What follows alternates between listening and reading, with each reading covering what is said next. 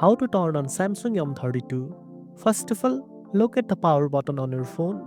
It's usually placed on the right side of the device, just below the volume buttons. Make sure your phone is charged or connected to a charger, especially if it's the first time you are turning it on or if the battery might be low. Now, press and hold the power button for a few seconds.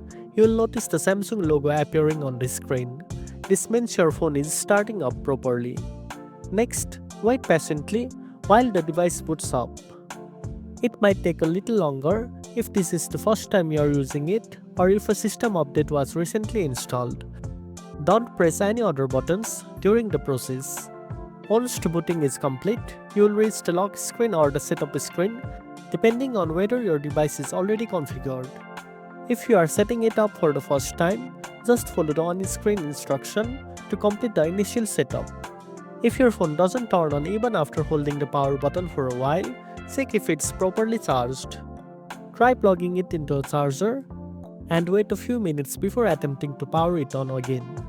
And that's it. Now you know how to turn on Samsung M32. If you found this video helpful, don't forget to like, share and subscribe for more tech tips. Thanks for watching and I'll see you in the next one.